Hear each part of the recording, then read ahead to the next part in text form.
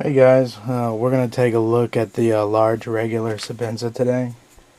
And this particular one is a BG42, older one. I believe it's almost 10 years old now. I've been carrying and using it for a good 2 or 3 years now. There's a lot of debate on this knife, whether people think it's worth it or not. These knives are a little high initial cost, but they'll last you the rest of your life, and probably last the rest of your kid's life too. So when you look at it in that light, it's not really an issue if you have that kind of money to spend on a knife. I like them a lot. Some don't really like the ergonomics, but they're not really as ergonomic as some Spydercos and Kershaws. Like you see, this is mostly a straight line here. I mean, it works great, looks great, but you can tell you're holding on to a knife when you're using the Sebenza, in my opinion. But when you have something like a military that's a little, I know it looks like it's got the same, but it's got this slight little slope here, and like your finger indentations here, where it just kind of molds. See how it follows the bottom of my hand, kind of molds out down to my palm. Your thumb rests right in this little.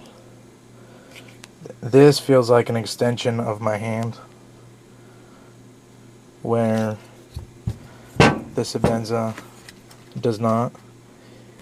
And I don't want to sound too negative on them. This is one of my favorite knives I've ever owned, and I've said it more than once. If I had to pick one knife out of all the knives I've ever used or owned, something happened and I had to pick one knife, this would be in the top 3 contenders. Hopefully that'll never have to happen. But the regulars have a little more of a bull nose shape to them, where the classics and now the 21s have more of a fighter style blade to them, where they're pointed. They're a little more pointier. Another thing, that this particular BG42 blades were ground a little thinner. And of course I've reprofiled this edge here on my Edge Pro.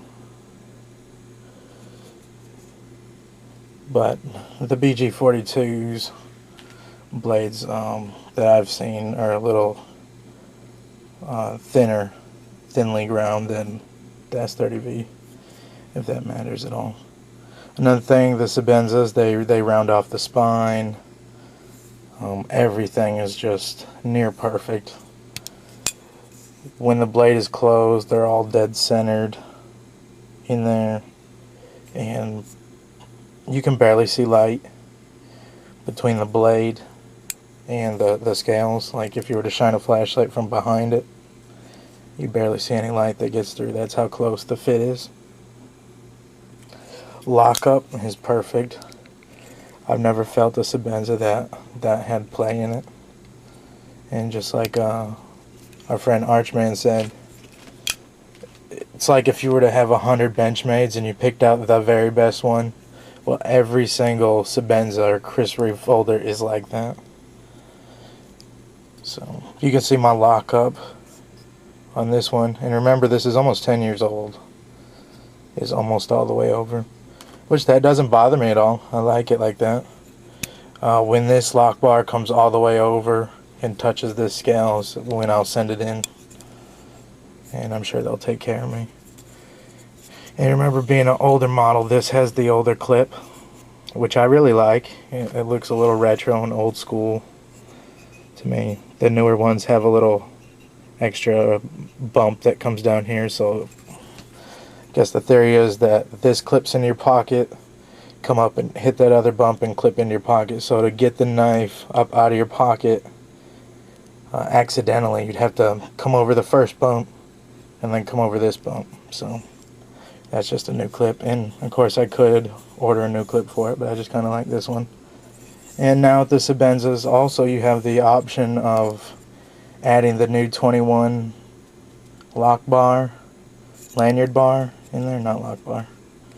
And so you can tie on a lanyard with the bar through there. Take a look like the Amazon has one. And also this one has the bead blasted hardware, which might be hard to see in this light. And I like it. It just classes up, you know, it just gives it a little understated look. But polished is fine also. So, I don't really want to be negative on this knife. I like it a lot. And I've been through a lot of knives, and this one's staying, and it will stay. The smalls seemed a little too small for me. So I like large. The large one's better. And the nice thing about these handles, I know I was being a little negative, but they're not going to force you into any certain grip. Like if you've ever seen knives with a whole lot of bumps and choils and finger grooves and stuff, they force your hand into one set grip, where the Sebenza does not. You can come all the way back if you want to chop whatever, vegetables or your food prep stuff.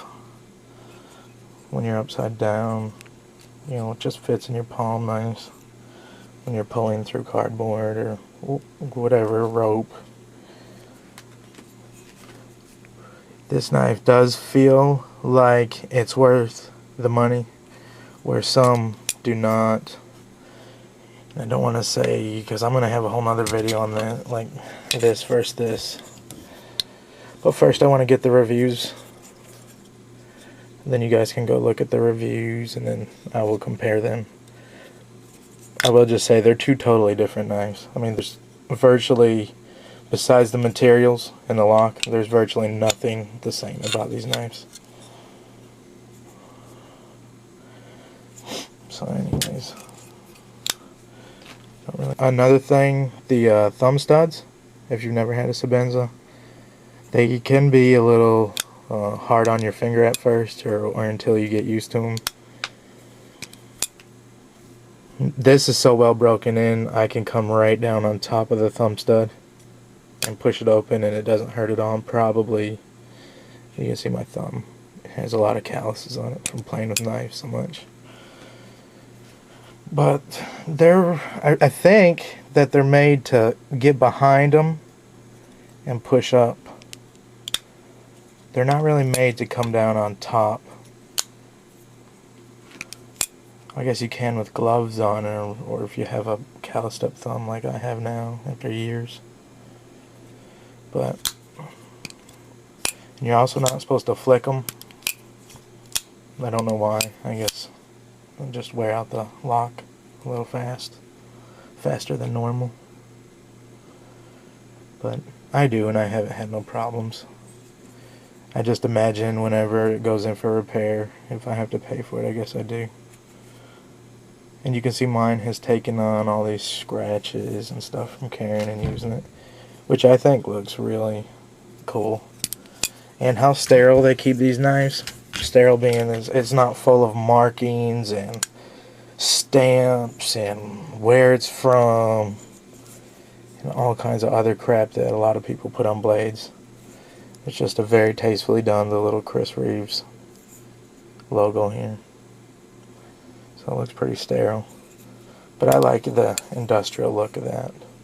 You know, it just looks like a tool. Looks like a tool that would come straight out of the 60s, you know. It just feels like it's going to last and be made. It's got a nice weight to it while not being too heavy.